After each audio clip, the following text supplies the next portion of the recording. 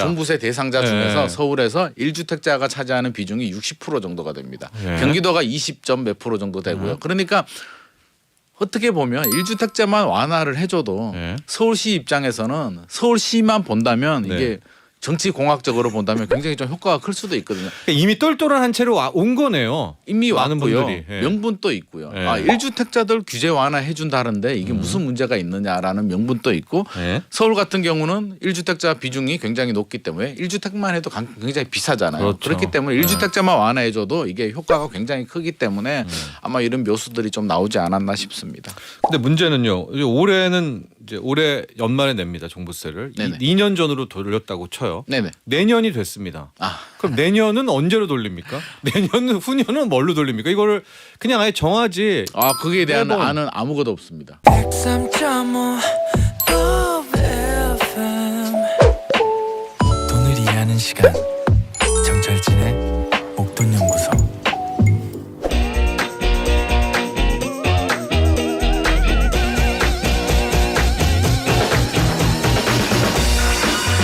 부동산 투자와 내 집 마련에 대한 고민은 늘 있죠.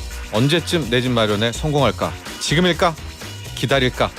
부동산에 대한 이슈와 궁금증 나눠봅니다. 김인만의 이만저만 부동산.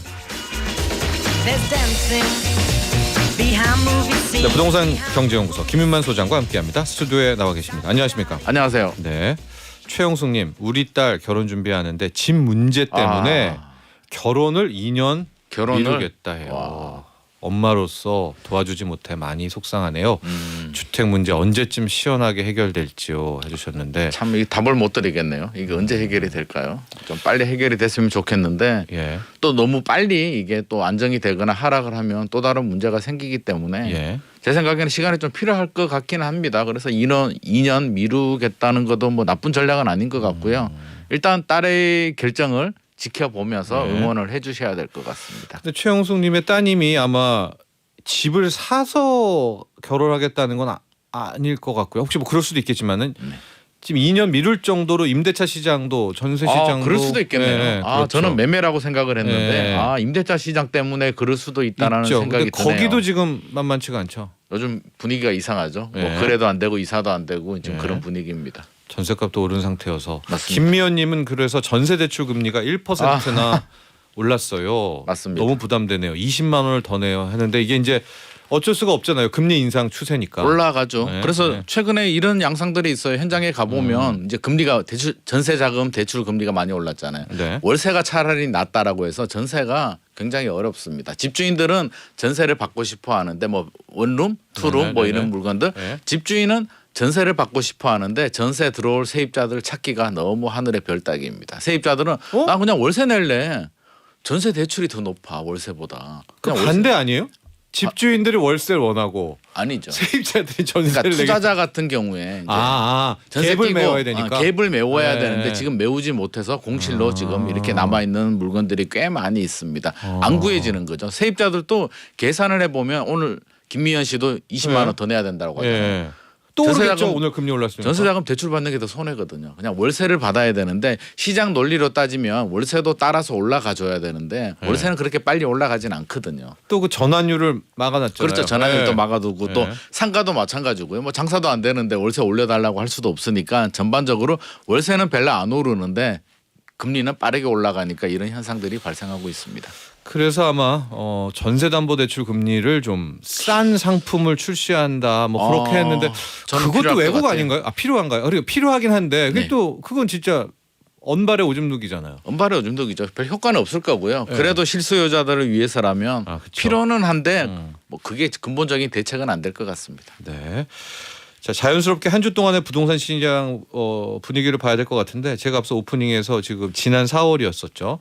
48년 만에 아무도 움직이질 않았던 달이었다. 아무도 안 움직. 집을 사지도 않았죠. 그렇죠. 네. 세입자분들은 계약갱신 청구권 쓰면서 또 다 눌러 앉았고 네, 뭐 맞습니다. 어르신들은 또 코로나19 이런 것 때문에 그냥 아무데도 안 가고 다 이런 어떤 그만큼 지금 뭐 매매 거래량 전월세 거래량 다 그냥 올스톱입니다. 올스톱이죠? 지금 거래량도 늘어나지 않고요. 네. 이사도 하지 않고요. 네. 이삿짐 업체 다 망하지 않아요. 이삿짐 업체가 진짜 더 힘들겠어요. 이렇게 굉장히 되면? 힘들 것 같습니다. 네. 그래서 제가 뭐 이삿짐 업체 걱정할 정도는 아니지만 그래도 걱정이 되고요. 예. 거래량도 많이 줄었네요. 이게 보니까 이게 허니문 기간을 좀 가져야 되는데 4월 달 거래량도 별반 차이가 없네요. 2,000건을 넘기지 못하고 있습니다. 서울이요? 예. 잘 될 때는 서울이 15,000건, 10,000건 이상이 됐는데 계속 뭐 1,600건, 3월이 1,400건 수준으로 유지되는데 5월이라고 해서 거래량이 늘어나지는 않았을 것 같습니다. 맞아요. 그래서 이게 네. 매매, 임대 시장 모두 다 해당되는 부분이어서 좀 걱정은 되고요. 이게 뭐 시장 주간 동향을 보더라도 주간 네. 동향도 그럴까요? 네, 주간 동향도 크게 뭐 두드러지진 않습니다. 네. 강남하고요. 이런 지역들은 강세를 보이고 있지만 서초, 강남도 서초, 서초구, 강남구만 강세고요. 송파구는 조금 더 반대 양상을 보이고 있네요. 용산구 정도 강하고 서울에서는요. 지역, 그렇죠. 네. 서울이고 전국적으로 본다면 제주도가 또 이게 1위로 올라왔네요. 제주도 서귀포. 왜 뭐가 있었나요? 규제 지역이 아니다 보니까 네. 지금 쭉 저희가 이게 이슈 지역들 네. 올랐는 지역들을 살펴보고 있잖아요. 안 올랐던 지역들 위주로 이렇게 훑고 지나다니는 듯한 느낌이 드는데요. 충주도 있고요. 진주, 광주, 이천 이런 지역들이 여전히 강세를 보이고 있습니다. 풍선 효과를 피해서 이렇게 비규제 지역으로 유입이 되고 있는 것 같고요. 하락 지역은 하락 늘 지역을 봐야 투톱이 됩니다. 있네요. 세종대구네요. 세종대구. 투톱 예, 맞습니다. 예. 세종대구인데 엄청납니다. 하락률이 엄청나고요. 세종도 엄청나고요. 대구도 네.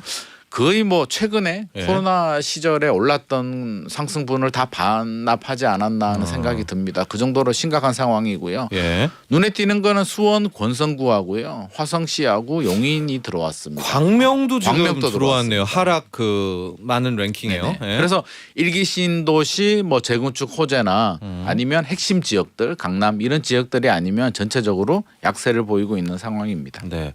대구 이야기가 요즘 많이 나오는데요. 그 최근에 전국도 그렇고 서울도 그렇고 집값 추이를 보면 실은 2019년까지 치솟다가 네네. 말에 진짜 이제 조정이 나왔잖아요. 네. 그러고 이제 부동산의 랠리는 끝났다라고 하다가 코로나19가 그랬죠. 터지면서 한 번 더 올라갔는데 네네.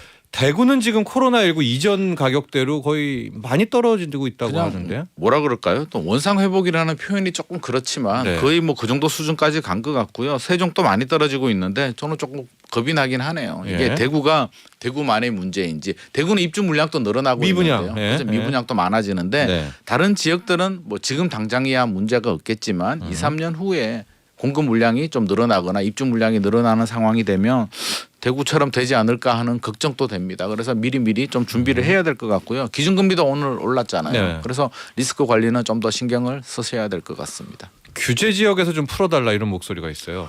지방 같은 경우는 지금 그런 목소리들을 굉장히 많이 내고 있는데요. 네. 저는 때가 되면 좀 풀어주지 않을까 싶은데 또 반대의 경우 네. 아까 풍선효과 보셨잖아요.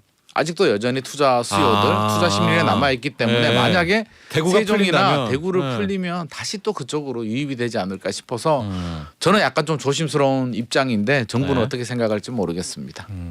김혜수님이요. 다주택자의 기준도 지방마다 또 금액 차이가 있으니 금액으로 기준을 뒀으면 좋겠습니다. 요거 조금 이따가 저희가 할 거고요. 네네. 정부 규제도 이렇게 혼란스러울 바엔 규제 없이 시장 질서에 맡기는 게 낫겠다 싶어요. 그런 이야기가 참 많이 나왔었죠. 네네. 전국을 다 규제로 하던가 그렇죠. 다 풀어버리던가. 네. 그래야 외국은 그래도 문제고 이래도 문제고요. 뭐 다 문제는 있는 것 같습니다. 네, 그 다주택자 기준은 조금만 좀 기다리십시오, 혜수님. 저희가 설명을 해드리도록 하고요. 자, 세금 문제 먼저 가야 될 것 같은데, 정부가 지금 1가구 1주택자입니다. 네네. 1주택자에 대해서는 뭐 파격적으로 낮출 방안 뭐 고민하고 있다고요. 뭐 2년 전 수준, 2년 전 2020년 수준으로 돌리겠다라는 발표를 하고 있습니다. 이게 근데 조금 변수가 있는 게 공정시장 가격 비율을 낮추겠다는 거거든요. 네. 이게 원래는 80%였잖아요. 80%에서 100%까지 까지 올리는 왔죠. 네. 단계에서 네. 이제 올해가 100%가 돼야 되는데 당초는 95%, 90% 수준까지 낮추겠다라고 했는데 네. 한 75%까지 낮춰서 2년 전 수준으로 가겠다라고 발표를 했습니다. 네. 발표를 한 거고요. 이게 된다는 건 아닙니다. 이렇게 추진을 하겠다는 건데 한번 시뮬레이션 해보니까요. 얼마 네. 정도 차이가 날까 우리가 보게 되면 1주택자들입니다. 1주택입니다. 네. 1주택 다주택이 아니고요. 1주택 같은 경우에 올해 공시가격이 19억 9,700만 원 정도 된다. 그럼 시가로 한 21억, 22억. 좀 더 되겠죠. 한 23, 4억 예, 정도 예, 될 수도 예, 있는데 그러면 종부세를 375만 원 이제 내야 되는데 네. 작년 수준으로 돌려줬다. 네. 1년 전으로 돌아가면은 한 244만 원 정도로 줄어들고요. 2년 전으로 네. 타임머신 타고 2년 전으로 가버리면 81만 원으로 줄어드니까 효과가 좀 있긴 하죠. 1세대 1주택자에 대해서는. 네. 네. 그래서 요 정도로 해주겠다라고 하는데 실제로 이렇게 될지는 조금 뭐 의문도 있습니다. 지금 그 야당이죠. 민주당에서는 또 다른 법안을 발의했기 때문에 공정시장 가액비율이 없어질 수도 있고요. 네. 그래서 지금 변수가 좀 많은 상황입니다. 1주택자 앞서 이제 시세 한 23억짜리 아파트라고 보겠습니다. 네네. 지금 원래대로 하면은 올해는 300, 400이죠. 네네. 그렇죠. 그 정도를 부담해야 되는데 지금 정부는 한 2년 전 수준까지 네. 80만 원대까지 낮춰주겠다. 전 공약대로 예. 공약이 2년 네. 전 수준이었거든요. 예. 네. 결과적으로 1주택자들에게만 일단 혜택은 나온 거고 아직 다주택자에 대한 언급은 없습니다. 네. 정부는 아직까지 1주택자에 대해서만 이야기를 했고요. 예. 아무래도 1주택자 비중이 조금 높긴 하거든요. 이게 좀 예. 재밌는 통계가 있는데요. 뭐 종부세가 많이 올랐는 거는 기정사실인데 서울 같은 경우에 이게 좀 재밌는 통계를 보면 서울 비중이 굉장히 높아요. 1주택자 비중이 굉장히 한 60% 정도 되거든요. 아. 다른 지역에 비해서. 고가 1주택자. 종부세 대상자 중에서 네. 서울에서 1주택자가 차지하는 비중이 60% 정도가 됩니다. 네. 경기도가 20점 몇 프로 정도 되고요. 그러니까 어떻게 보면 1주택자만 완화를 해줘도 네. 서울시 입장에서는 서울시만 본다면 네. 이게 정치 공학적으로 본다면 굉장히 좀 효과가 클 수도 있거든요. 그러니까 이미 똘똘한 한 채로 온 거네요. 이미 많은 왔고요. 분들이. 예. 명분도 있고요. 예. 1주택자들 규제 완화해 준다는데 이게 무슨 문제가 있느냐라는 명분도 있고 네. 서울 같은 경우는 1주택자 비중이 굉장히 높기 때문에 1주택만 해도 굉장히 비싸잖아요. 그렇죠. 그렇기 때문에 네. 1주택자만 완화해줘도 이게 효과가 굉장히 크기 때문에 아마 이런 묘수들이 좀 나오지 않았나 싶습니다. 근데 문제는요. 이제 올해는 이제 올해 연말에 냅니다. 종부세를. 네네. 2년 전으로 돌렸다고 쳐요. 네네. 내년이 됐습니다. 아, 그럼 내년은 언제로 돌립니까? 내년은 후년은 뭘로 돌립니까? 이거를 그냥 아예 정하지. 거기에 대한 매번. 안은 아무것도 없습니다. 예. 지금 아무것도 나온 게 없기 때문에 지금 그게 굉장히 논란이 되고 있는데요. 네. 내년 되면 어떻게 할 거야? 도대체 네. 지금 올해는 2년 전으로 공정시장 가입 비율을 낮춰줬는데 네. 내년에 어떻게 될 거야라는데 아무런 말이 안 나오는데요. 시뮬레이션을 한번 해보면은요. 시뮬레이션 결과를 보면 12억 정도, 12억 정도 안 올랐다. 내년에 공시가격이 올해도 12억이고요. 네. 내년에도 12억이다. 그대로라고 해도 39.7%가 오릅니다. 예. 그러니까 2년 전으로 환원을 안 시켜주게 예. 된다면 그대로 간다면 이 예를 들어서 39.7% 정도가 올라가고요. 예. 5% 정도 올랐다. 예. 5% 정도 오를 수 있잖아요. 예, 공시가격이. 예. 5% 오르면 55% 정도나 올라갑니다. 왜냐하면 공시가격 로드맵의 현실화가 진행 중이어서 그러니까요. 집값이 막 드라마틱하게 떨어지지 않으면 안 떨어지죠. 예 네. 공시가격은 계속 오릅니다. 그래서 제 생각에는 세금을 매기는. 5% 정도는 오를 것 같거든요. 네네. 5% 정도 오른다면 부담스럽죠. 이게 보유세가 296만 원 내던 게 39%만 올라도 410만 원 내야 되고요. 예. 55% 올라도 460만 원 내야 되는데 5%만 오를까? 올해가 17% 정도였잖아요. 예. 평균. 그러면 10%만 오르면 72% 오르거든요. 엄청난 폭탄이 되기 때문에 정부도 이 부분에 대해서는 조금 더 신경을 써야 될 것 같습니다. 그냥 그렇죠. 올해만 이렇게 할 문제는 예. 아닌 것 같고요. 여당 야당 머리를 좀 맞대고 안을 만들어야 되는데 지금 돌아가는 거 보면 반대로 가고 있네요. 야당은 또 야당 안이 또 나오고 있고요. 네. 여당 안이 나오고 있기 때문에 굉장히 좀 혼란스러운 상황입니다. 그래도 1주택자 부분은 여야가 어느 정도 합치된 부분들이 있어요. 네네. 1주택에 대해서는 그렇습니다. 1주택자들에 대해서 세금은 이제 과한 측면이 있고 뭐 깎아주겠다는 것도 그렇죠. 민주당도 명분, 아마 합의가 될 것 있죠. 같아요. 네, 뭐 국회로 명분이 가면 있죠. 명분이 네네. 있고 해서 뭐 이 지적에 대해서는 어떤 룰이 나오게 될 것 같은데 이제 문제는 다주택자들인데요. 네. 앞서 우리 청취자분들 문자를 보내줬는데 최근에 민주당에서 네. 다주택자에 대한 종합부동산세, 종부세를 낮춘다, 완화해 준다라는. 그러니까 네. 앞서 우리 김 교수님이 다주택자의 기준도 차이가 있으니 뭘 하자 금액 기준으로 했는데 그런 안을 좀 반영한 거죠. 반영을 해서 이게 처음에 뉴스 나왔을 때요. 네. 민주당이 웬일이지? 그러니까 민주당이 깎아준다. 민주당이 깎아준다고 네. 했으니까 지난 5년 동안 계속 강화를 했는데 선거 앞두고 깎아주는 거 아니야라는 뭐 그런 시선도 있었습니다. 네. 근데 좀 지나서 내용을 좀 꼼꼼하게 살펴보니까 이상하다라는 목소리들이 지금 나오고 있는 게 전해 주세요. 왜 이상하냐면 네. 자 11억 지금 6억이죠. 네. 1세대 1주택자들은 11억입니다. 11억까지 공제를 해주고요. 11억이 안 넘으면 네. 집 하나 있는데 공시가격이 11억 안 넘으면 아예 안 내는 거고요. 네. 11억 넘어가게 되면 만약에 12억이라면 11억을 빼고 1억 원에 대해서만 과세를 하게 되는데 네. 이번에 발의된 민주당 안을 보게 되면 11억 다주택자도 11억을 해준다라고는 했습니다. 그러면 네. 11억이 넘지 않은 공시가격이 10억 원 정도 되면 안 내요. 안 내는데 잠깐만 여기까지만 보면은 다주택자에 대해서 혜택을 주는 거죠. 왜냐하면 거죠. 그 동안에는 공시가격 6억이었잖아요. 네. 그러니까 2주택 가지고 네, 있는 분들도 2주택 이상. 합쳐서 공시가격이 기존에는 6억이 넘어가면 네. 무조건 내야 되는데 그러니까 지금은 네. 11억 안 넘으면 세금은 안 내도 되니까 종부세를. 네. 2주택 만약 시세로 합치면 한 13억이 됐어요. 그렇죠, 그렇죠. 네. 그러면 혜택을 보는 거죠. 네. 요까지는 혜택을 보는데 여기서 어떤 문제가 발생하느냐. 11억이 넘어가는 경우입니다. 11억이 넘어가게 되면 자 1세대 1주택자들은 11억이 넘어가면 11억을 빼고요. 나머지 금액에 대해서 과세를 하잖아요. 네. 이번 민주당 발의안을 보면 넘은 부분에 대해서는 11억을 공제해 주지 않고요. 6억 원을 공제를 해 줍니다. 왜요? 아니 그렇게 나왔어요. 네. 그러니까 세금 폭탄은 똑같은 거죠. 11억이 넘는 공시가격 11억이 넘는 분들은 세금 부담이 똑같고요. 네. 똑같다는 표현이 좀 그래요. 뒤에 단서가 하나 더 붙습니다. 공정시장 가액 비율을 폐지하겠다라는 내용이 들어갔거든요. 그럼 무조건 100%다. 100%다. 네. 이제 무조건 100%가 되는 겁니다. 그래서 민주당 이제 야당은 그렇게 얘기를 하죠. 어차피 올해 100% 가는 거 아니냐 계획이. 그래서 100%가 되니까 필요 없으니까 없애버렸다라고 하는데 우리가 앞서서 이야기했듯이 2년 전으로 환원시키겠다고 했잖아요. 정부에서. 네. 환원시킨다는 게 공시가격을 환원시킨다는 게 아니라 공정시장 가격 비율을 낮춰서 환원시키겠다는 거였는데 그걸 폐지해버리게 된다면 정부가 2년 전으로 환원시킨다는 계획도 다 무산이 돼버립니다. 혜택을 못 받는 거죠. 이게 조금 어려울 수 있는데요. 여러분 이런 거잖아요. 다주택자 중에서도 네. 막 두 집을 두 개 2주택자라고 할게요. 네. 합친 게 막 20억, 18억 된 다주택자가 있고 그런 분들은 두 집을 합쳤는데 한 9억 되는 분도 그런 분들은 혜택을 보죠. 네, 그분도 종부세를 지금 맞잖아요. 네네.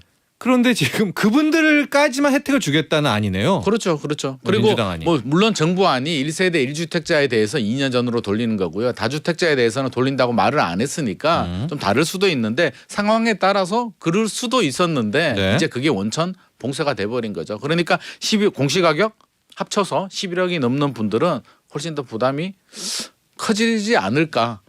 똑같거나 아니면 인하될 수 있는 여지가 아예 없어져 버렸다라고 생각을 하시면 될 것 같습니다. 그러니까 이번에 나온 민주당의 다주택자 종부세 완화안은 엄밀히 말하면 다주택자 중에서도 네.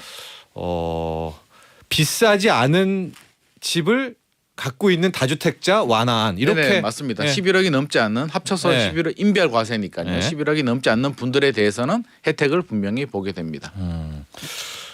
근데요 또 이런 이야기가 있습니다. 지금 세금에 관련해서 이제 소위 말해서 매물을 좀 많이 나오게 하려고 세금 완화 규제 완화를 한다고 하지 않습니까? 네. 근데 만약에 1주택자의 세금도 깎아주고 다주택자의 세금도 깎아준다면 다주택자가 왜 집을 내놓겠느냐라는 지적. 그러니까 다주택자도 더 세금을 매겨야 다주택자 물량이 나오지 않겠느냐라는 이런 주장은 어떻게 보세요? 충분히 일리가 있고요. 네. 지금 사실 매물이 조금 나오긴 합니다. 안 나오는 건 아니고요. 매물이 나오는데 지금 거래가 잘 안 되고 있는 상황인데 생각보다 물론 매물을 얼마나 많이 나올 수 있게 그걸 바랬는지는 모르겠습니다. 네네네. 근데 사실은 11억 부담을 좀 줄여준 거는 사실이잖아. 6억에서 6억 넘어가시는 분들은 세금을 냈어야 되는데 네. 11억까지 버퍼링이 생겼기 때문에 뭐 부담이 늘어났으니까 좀 버텨보자라는 생각을 했을 수도 있을 것 같고요. 네. 여러 가지 이유들이 있기 때문에 생각보다 매물이 많이 안 나올 수는 있는데 이게 정부가 그 국회에서 바라든 반지는 잘 모르겠어요. 매물이 너무 많이 나와서 네. 거래는 안 되는데 매물이 많이 나와서 가격이 빠르게 하락하는 걸 막고 싶은 마음도 있지 않았을까 그런 생각도 하게 되고요. 여러 가지가 좀 복잡하네요. 이게 또 어느 장단에 춤을 춰야 될지 네. 사실은 저도 좀 혼란스럽고요. 예. 뭐 여당 이게 지방선거 끝나면 교통정리가 될지도 모르겠습니다. 지금 네. 지방선거 앞두고 이러는 건지 일단 좀 지켜는 봐야 되는데 네. 의견이 하도 분분해가지고요. 저도 뭐라고 교통정리를 못할 상황인 것 같습니다. 네. 엄경님이요. 제가 살고 있는 곳은 보통 가격이 2억 정도인데요. 10억이면 집 5채와 같은 금액이죠. 이제 맞아요. 네. 네. 그러니까 이 지역에서 2주택자와 3주택자 이런 분들은 안 내는 거죠. 네. 이제 앞으로 네. 그 발의안이 이제 국회 통과가 되면 10채 뭐 5채를 가지고 있어도 2억인데 5채면 10억밖에 안 되니까 11억이 안 넘잖아요. 네. 종부세 대상이 안 되는 겁니다. 네. 그리고 이제 또 하나의 궁금증들이 많이 나오는 게 이런 또 내지는 이제 주장과 비판이 지금 가격이 안 떨어졌는데 왜 자꾸 완화하고 부양책을 쓰느냐. 실은 현재 시장만 놓고 보면 가격은 맞아요. 떨어진 건 아니잖아요. 솔직히. 가격이 안 떨어졌죠. 네. 그냥 보합이라 정도로 봐야 되고 뭐 강남이나 인기 지역들은 여전히 뭐 네. 계속 호가는 오르고 있는 상황이기 때문에 네. 자 초점을 어디에 맞추느냐. 하락을 하면 안정이라는 게 어느 정도 수준까지 하락을 하느냐. 우리가 앞서서 이야기했듯이 뭐 대구 같이 2년 상승분을 다 반납하는 게 그게 정상이고 안정이냐 네. 보는 관점에 따라서 너무 다르기 때문에 저는 조금 뭐 이런 말씀 드리기는 그렇지만 그동안 많이 올랐잖아요. 네. 굉장히 많이 올랐기 때문에 어느 정도는 좀 안정을 찾아주는 게 약간 소폭 하락을 하는 게 저는 맞다라고 보는데 예. 이것도 뭐 보는 관점에 따라서 다르기 때문에 어떻게 갈지는 모르겠네요. 부동산의 안정, 가격 정상화가 좀 국회나 정부에서 좀 논의를 하고 있을까요? 그러니까 저도 늘 방송도 진행하고 좀 궁금한 게 가격을 안정화시키겠다라고 말을 할 때 네. 정말 그게 문재인 정부 처음이 나야 진짜 16년 가격으로 가는 게 안정인지 아니면 한 18년쯤으로 가는 게 맞는지 그거에 코로나19 대한 전인지 정의가 없어요. 그 어느 정의요. 누구도 정의도 없고요. 논의되지도 않습니다. 보는 관점에서 다른데 네. 2017년으로 가는 거는 현실적으로 불가능하고요. 그럼 뭐 제가 볼 때는 안 되는 거고요. 예. 가장 현실적인 대안은 통계를 보면 최근에 많이 올랐거든요. 2020년, 2021년에 코로나 때. 외곽 지역들이 코로나 시절에 많이 올랐기 때문에 다 반납할 수는 없겠지만 일정 부분은 좀 조정을 해줘야 우리 집을 살려는 실수요자들이나 서민들이 좀 도움이 되지 않을까 하는 생각은 해요. 그래서 좀 조정은 되는 게 정상 아닐까 싶은데 금리는 올라가는데 서울 같은 경우는 또 입주 물량이 부족하니까 이게 예. 좀 상충되는 부분이 있습니다. 네. 그러니까 이제 가격 정도로 우리가 안정이다 하면은 지금의 하락폭 정도면 대구 지역 정도까지 그렇죠. 고점 대비. 그 정도는 네. 가는 게 저는 정상이라고 보는데 예. 우리 전세도 마찬가지잖아요. 정부가 바라볼 때 전세 시장이 안정됐다라고 하면 예. 전세 가격이 2년 동안 뭐 이렇게 1.5배, 2배 정도 올랐는데 최근에 이제 조금 안정을 찾고 있으니까 그걸 안정으로 보느냐 예. 아니면 떨어져야 안정이냐에 대해서도 지금 정의가 안 되고 있거든요. 예. 그러니까 이게 사실 정부도 내부에서 이런 안정에 대한 개념부터 좀 정확하게 수립할 필요는 있을 것 같습니다. 알겠습니다. 자, 6월 1일 지방선거가 있었기 때문에 실은 이제 어떤 정책도 피지 못했던 것이 뭐 사실입니다. 네, 예. 맞습니다. 폈다가 뭐가 되면 그 이제 책임을 져야 되니까. 네, 맞아요. 그 이후에 뭐부터 할까요? 6월 1일 선거가 끝나고 나면 뭘 사실은 가장 이제 먼저 하게 될까요? 부동산 정책이라고 한다면 뭐 공급 계획이 있을 거고요. 네. 세금이 있고요. 대출이 있는데 뭐 공급이야 일관성 있게 추진을 해야 되니까 특별한 변화는 없을 것 없겠고. 같고요. 네. 그냥 계속 추진을 한다라고 보시면 될 것 같고 대출 같은 경우는 이미 가이드라인이 나왔잖아요. 네. LTV 좀 늘려주는 수준에서 교통정리가 될 것 같은데 문제는 세금이거든요. 네. 그리고 이게 국회에서 지금 여당과 야당이 서로 의견이 다르고 합치가 안 되다 보니까 네. 자 정부 여당하고 정부는 2년 전으로 돌리겠다라고 하고 야당에서는 무슨 소리냐 다주택자도 완화해 주는데 11억은 선이고 또 이렇게 그 11억 넘는 부분에 대해서는 공제는 6억까지만 해주고 공정시장 가입비는 또 없애버리겠다라고 하니 서로 교통정리가 안 되는 거잖아요. 네네. 그러니까 뭐 정치적으로 이렇게 좀 뭐 서로 대립이 되는 거는 저는 이해를 하는데 이게 민생 문제 부동산 문제에 대해서는 좀 이렇게 대립하지 말고 서로 좀 머리를 맞대고 진짜 정확한 안정이 뭐며 네. 뭐가 우선순위냐에 대해서는 좀 진지한 논의가 필요할 것 같습니다. 알겠습니다. 오늘 여기까지 하죠. 감사합니다. 감사합니다. 부동산 경제연구소 김인만 소장과 함께했습니다. 나도 부자 되고 싶어서 라디오를 켰어 정확하고 철저한 정철진의 목돈 연구소